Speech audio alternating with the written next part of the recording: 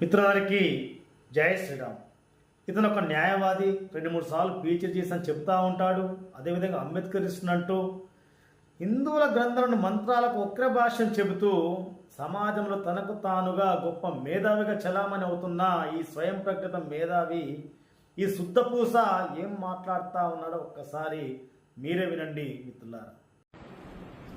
మిత్రులందరికీ నమస్కారం. ఒక వీడియో సోషల్ మీడియాలో గత వారం రోజులుగా వైరల్ అవుతున్నది.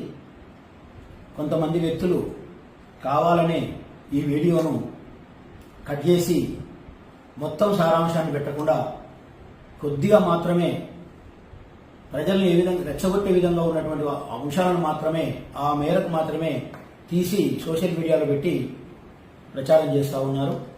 వెంకటేశ్వర సుప్రభాతం పైన నేను చేసినటువంటి వ్యాఖ్యలని వక్రీకరించి రకరకాల పద్ధతుల్లో ద్వేష భావజాలంతో నా పైన ఒక కుట్రపూరితమైనటువంటి పద్ధతిలో ఈ వివాదాన్ని చెలరేగించడానికి ప్రయత్నం చేస్తున్నారు. కానీ నేను మాత్రం ఏ విధమైనటువంటి ఉద్దేశంతో కానీ దురుద్దేశంతో కానీ నేను ఆ వ్యాఖ్యలు చేయలేదు. తిరుమల తిరుపతి దేవస్థానం వాళ్ళు సుప్రభాతానికి ఇచ్చినటువంటి ఏదైతే తాత్పర్యం ఉందో ఆ తాత్పర్యంలో ఉన్నటువంటి భాగాలను మాత్రమే నేను అక్కడ వివరించడం జరిగింది. ఏ విధంగా కొన్ని వర్గాలు దేవతల్ని రకరకాలైనటువంటి శ్లోకాలతో అవమానిస్తూ తిడుతూ పెడుతుంటారో చెప్పే ప్రయత్నం చేశాను. కానీ దాన్నే నాకు వ్యతిరేకంగా మలిసేటటువంటి ప్రయత్నం కొంతమంది కావాలని ఉద్దేశపూర్వకంగా చేస్తూ ఉన్నారు. అయినా అది ఎప్పటిదో పాత వీడియో, పాత కాలంలో ఎప్పుడో చేసినటువంటి ఆ వీడియోను అది కూడా నేను నా సోషల్ మీడియాలో పెట్టలేదు. ఎవరో ఎక్కడో దాన్ని రికార్డ్ చేసి సోషల్ మీడియాలో పెట్టినటువంటి అంశాన్ని, ఎప్పుడో పెట్టినటువంటి అంశాలను ఇప్పుడు తీసుకొచ్చి కావాలని కొందరు దురుద్దేశపూర్వకంతో చేస్తున్నటువంటి ఈ విధానాన్ని, ఈ పద్ధతిని ఎంతమాత్రం కూడా సహించేయలేదు. కానీ ఏది ఏమైనప్పటికీ కూడా ఈ వ్యాఖ్యల వల్ల, నేను చేసినటువంటి ఆ కామెంటరీ వల్ల చాలా మంది నా మిత్రులు, అనేక మంది నా హిందూ సహోదరులే హర్ట్ అయినట్టుగా, బాధపడ్డట్టుగా నా ముందుకు తీసుకురావడం జరిగింది. కాబట్టి మిత్రులందరికీ కూడా నేను చేసిన ఈ వ్యాఖ్యలకు క్షమాపణ చెప్తూ ఆ వ్యాఖ్యల్ని నేను వెనుకకు తీసుకుంటున్నాను. Thank you very much. ఇతని మాటలు విన్నారు కదా. తను ఏమంటా ఉన్నాడు, నేను శ్రీ వెంకటేశ్వర స్వామి వారిని అవమానించలేదు. ఏదైతే బ్రాహ్మణులు చెప్పినట్టు సుప్రభాతానికి నేను అర్థం చెప్పే ప్రయత్నం చేశాను. కొంతమంది నా యొక్క వ్యాఖ్యలను, మాటలను బిట్టుగా కట్ చేసి ఉద్దేశపూర్వకంగా నన్ను సమాజంలో చెడు చేయడానికి ఈ విధంగా ట్రోల్ చేస్తూ ఉన్నారు సోషల్ మీడియా అని చెప్పేసి చెప్తా ఉన్నాడు. ఇదే కదిరి కృష్ణ మాట్లాడినటువంటి వీడియోని మీరు చూడండి మిత్రులారా. ఇతను వెంకటేశ్వర స్వామి వారిని అవమానించలేదా మీకు అర్థమవుతుంది. కాంత త్రైలోక్యం మంగళం కురు. పండుకున్న ఎంకన్నా కొంచెం లే లే లే అంటే ఇటు లేమంటే లేస్తాడు, పండుకోమంటే పండుకుంటాడు. ఉనే గాడ్, ఉనే భగవాన్. అవునా? పండుకోమంటే పండుకుంటాడు, లేమంటే లేచాడు, దేవుడు అవుతాడు, పనికి మనోడు అవుతాడు. అదే సాయంత్రం సుప్రభాతం అంటే ఏందనుకుంటారు మీరు? ఏంది అర్థం? అదే దానికి అర్థం. కమలాకుచ చూచుక కుంకుమతో నియతారు నితాతుల నీలతను విజయీ భవ వెంకట శైలపతే. అయ్యా స్వామి, నువ్వు ఆదమనిషి నిద్రపోయి అనుకున్నావు, రాత్రి లేట్ అయిందేమో, జరలే తవ సుప్రభాతం. పొద్దుముకల మళ్ళా వండబెడతారు, పొద్దుముకల్లో తొట్టెళ్ళేస్తాడు, పొద్దుగాల లేపి కూర్చోబెడతాడు. ఏమి బామ్మడితే అరా దేవుడు అంటే ఏమన్నా ఏందే? విన్నారు కదా ఈ వీడియోలో ఏం చెప్తా ఉన్నాడు.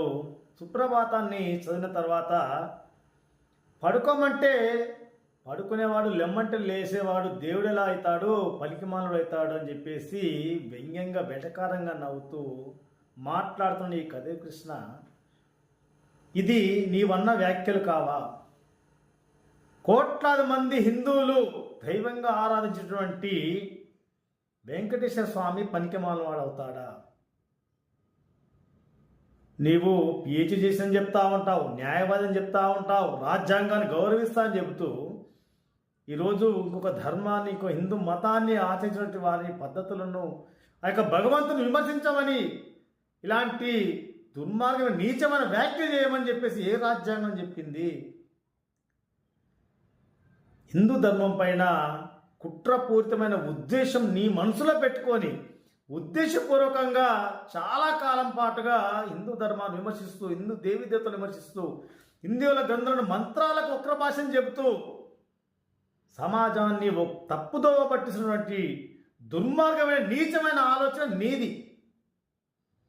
పైగా నేను ఏమనలేదు, ఎవరో రాస్తే నేను దానికి అర్థం చెప్పని చెప్పేసి మాట్లాడుతా ఉన్నాను. గతంలో నువ్వు చేసిన వీడియోలు చూస్తే అర్థమవుతా ఉంది.